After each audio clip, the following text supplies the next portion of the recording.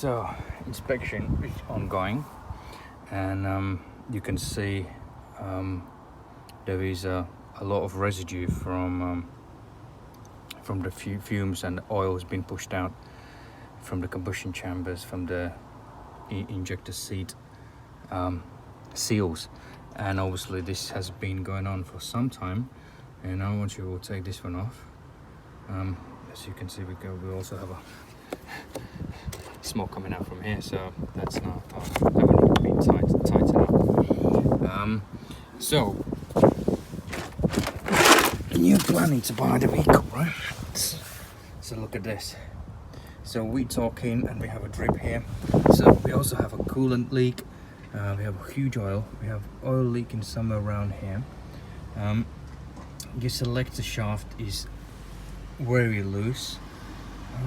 I'm not sure what's the price at the moment on this vehicle, but you can see the coolant pipe is kinked. So to do the injector seals, if the injectors are coming out, will be around about £500. So radiator replacement, that's nothing too huge. That will be around £200. It will need a full service because the service hasn't been done.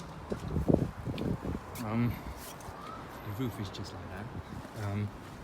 So yeah, if you're planning to buy the vehicle and prevent yourself of death or expensive costly mistakes, use CarExamer. That was just one little example, you know, what can go wrong. That's obviously more evident, where you can say something is not right, but obviously still have to go do the road test and etc. See how the vehicle pulls. There's also a bit of audible noises from the power steering pump, as it is quite well-known issues on Vivaros. So yeah, we'll have to leave now to the customer to decide whether they are planning to go ahead with this vehicle. So service history is good. Obviously, I checked it. Chassis number is matching.